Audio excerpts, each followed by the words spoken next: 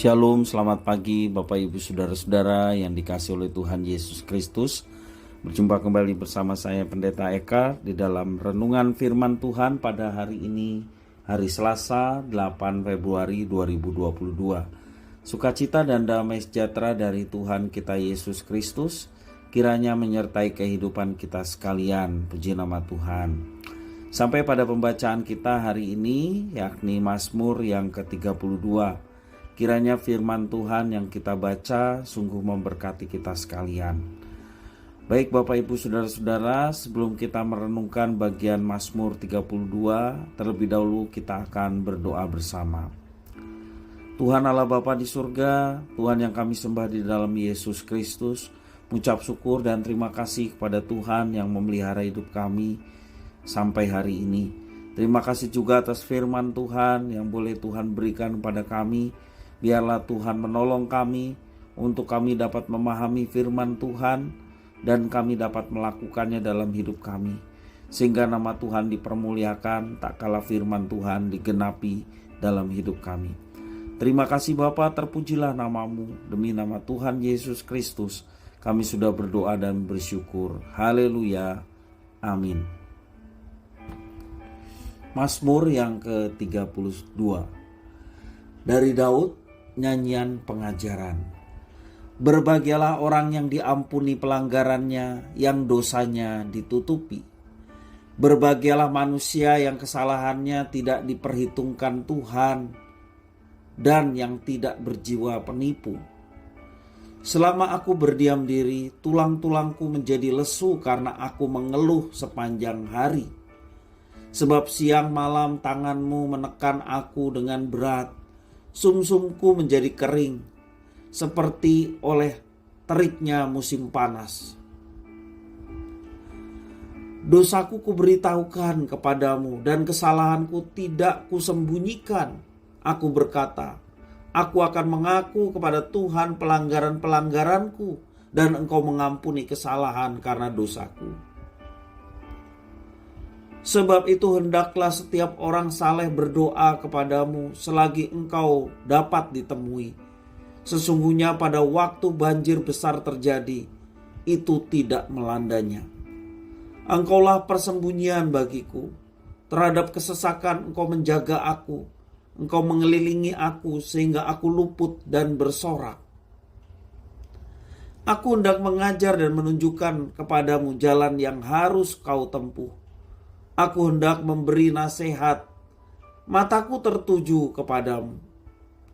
Janganlah seperti kuda atau bagal yang tidak berakal, yang kegarangannya harus dikendalikan dengan tali les dan kekang. Kalau tidak, ia tidak akan mendekati engkau. Banyak kesakitan diderita orang fasik, tetapi orang percaya kepada Tuhan dikelilinginya dengan kasih setia. Bersukacitalah dalam Tuhan dan bersorak-soraklah, hai orang-orang benar. Bersorak-sorailah, hai orang-orang jujur. Bapak Ibu, saudara-saudara yang dikasihi oleh Tuhan Yesus Kristus. Apakah kita pernah mengalami perasaan bersalah yang begitu mendalam, sehingga sulit sekali untuk kita bangkit menjalani kehidupan dengan semangat karena ada perasaan bersalah atau mungkin dosa yang pernah kita lakukan, dan kita mengalaminya sepertinya dosa kita atau pelanggaran kita itu belum diampuni oleh Tuhan. Bapak Ibu Saudara-saudara, mungkin kita pernah mengalami hal itu. Ada satu masa di mana Daud berada di puncak kejayaannya, namun ia melakukan dosa yang keji. Ia telah berzina dengan istri Uria dan dengan sengaja membiarkan Uria terbunuh di medan pertempuran agar ia dapat memperistri Batsheba. Satu tindakan yang sangat jahat yang pernah dilakukan oleh Daud. Itu tertulis dalam 2 Samuel pasal yang ke-11. Namun untunglah saat itu Tuhan bermurah hati kepadanya sehingga ia mengutus Nabi Nathan untuk menegur dosa Daud. Jadi Bapak Ibu Saudara-saudara, ketika kita ditegur oleh kebenaran firman Tuhan, atau ditegur oleh orang yang mengasihi kita oleh karena dosa-dosa yang kita perbuat, bersyukurlah.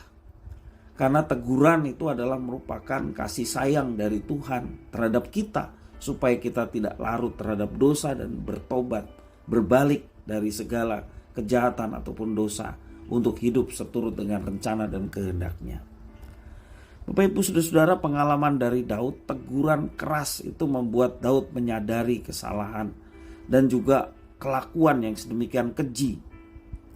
Ia merasa sangat berdosa kepada Tuhan dan perasaannya diungkapkan kalau Bapak Ibu nanti membaca di dalam Mazmur yang ke-51. Itulah perasaan yang diungkapkan Daud ketika dia merasa berdosa di hadapan Tuhan atas perbuatan yang jahat yang dilakukannya. Perasaan bersalah telah menyelimuti hatinya, namun Daud tidak membiarkan hal itu menjadi senjata yang akan menghancurkan dirinya. Ia membawa rasa bersalah dan penyesalan di hadapan Tuhan. Itu di dalam bait yang ketiga sampai yang kelima. Tuhan yang penuh rahmat dan belas kasihan menerima penyesalan Daud dan mengampuni segala dosanya. Daud menuangkan sukacitanya pada kalimat awal dalam Mazmur 32 bait 1 dan yang kedua. Ungkapan sukacita ketika dosa diampuni.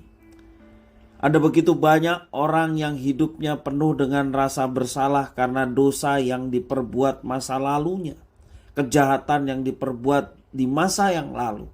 Akibatnya mereka tidak bisa bangkit karena mereka tidak bisa memaafkan diri, bahkan cenderung membenci dirinya. Tidak sedikit orang yang berputus asa dampak dari perbuatan masa lalu yang begitu keji ataupun jahat, dan dia tidak bisa mengampuni dirinya. Tekanan batin yang berkepanjangan pada akhirnya membuat banyak orang menjadi sakit secara rohani maupun juga secara jasmani, sangat mempengaruhi akan hal itu. Bapak Ibu Saudara-saudara, belajar dari Mazmur 32 bagaimana Daud mengalami pengampunan yang dari Tuhan.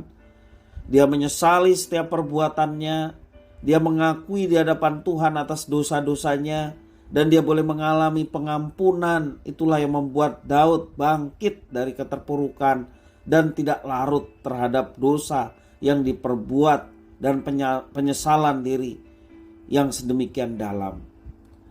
Tuhan tidak pernah menginginkan kita tenggelam dalam perasaan bersalah. Tuhan mau kita mengakui secara jujur dosa kita di hadapan-Nya. Dan Ia pasti akan mengampuni kita tak kala kita datang dengan jujur dan mengakui segala dosa dan kejahatan kita di hadapan-Nya. Dia pasti akan mengampuni kita. Tentu saja penyesalan dan pengakuan dosa, pertobatan yang kita lakukan, itu menjadi satu titik di mana kita tidak akan mengulangnya lagi.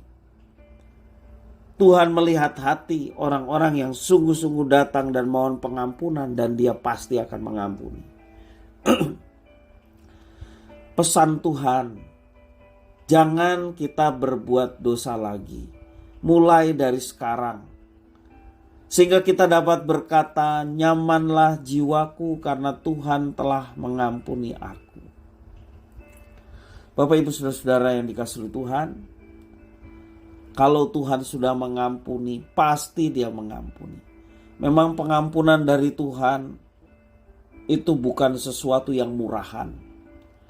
Pengampunan dari Tuhan, Dia harus turun tahta dari kemuliaannya sebagai Tuhan Sang Penguasa, merendahkan diri menjadi manusia di dalam Yesus Kristus.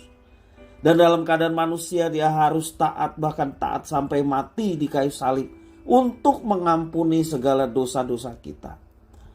Karena itu Bapak Ibu Saudara-saudara yang dikasihi oleh Tuhan, mari kita terima pengampunan yang dari Tuhan, anugerah rahmat yang sedemikian besar yang Tuhan berikan kepada kita.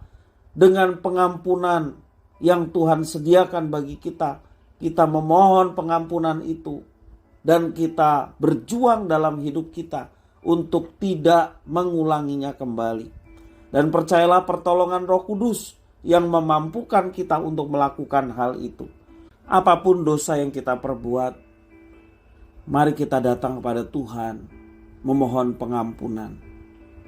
Tuhan yang penuh kasih dan penuh rahmat, Dia akan mengampuni segala dosa kita dan menolong kita untuk bangkit, untuk tidak melakukannya lagi, sehingga nama Tuhan dipermuliakan tak kala dosa itu kita tekan, kita matikan, dan kita berjuang untuk hidup bersama dengan Dia di dalam kebenaran dan ketaatan yang sesungguhnya. Kita tidak sendiri, ada Roh Kudus yang menolong dan memampukan kita. Karena itu jangan kita berhenti untuk berdoa, jangan kita berhenti untuk membaca Alkitab, jangan kerajinan kita kendor untuk bersekutu dengan saudara seiman atau beribadah bersama-sama di gereja. Hal itulah yang menolong kita untuk bertumbuh ke arah Tuhan Yesus Kristus dan mematikan segala perbuatan yang tidak berkenan kepadanya. Kiranya firman ini memberkati kita sekalian. Mari kita berdoa. Tuhan Allah Bapa di surga, yang kami puja, kami sembah di dalam Yesus Kristus. Terima kasih atas anugerah pengampunan yang sedemikian besar. Apapun dosa yang diperbuat oleh anak-anak-Mu ya Tuhan, Engkau mengampuni kami. Dan Engkau mengampuni kami dengan cara Engkau menerima konsekuensi terhadap pelanggaran dan dosa, yakni kematian. Dan Engkau telah terima itu di kayu salib, sehingga kami boleh mengalami pengampunan yang dari Tuhan. Terima kasih ya Tuhan atas anugerah yang sedemikian besar, atas kami orang-orang berdosa yang sungguhnya tidak layak. Tetapi biarlah melalui pembacaan Alkitab dan juga permohonan pengampunan yang kami lakukan di hadapan Tuhan, menjadikan kami bangkit dari segala keterpurukan dan dosa-dosa yang telah kami perbuat, untuk hidup benar, hidup berkenan kepada Tuhan. Dan Roh Kudus memampukan untuk kami dapat menjalaninya, sehingga hidup kami semakin hari semakin menyerupai gambaran Putra Tunggal Bapa Yesus Kristus, yang menjadi patokan hidup kami, yang menjadi teladan hidup kami. Terima kasih Bapa di surga atas firman Tuhan. Biarlah Tuhan mampukan kami untuk menjalaninya. Demi nama Tuhan Yesus Kristus kami sudah berdoa dan bersyukur. Haleluya. Amin.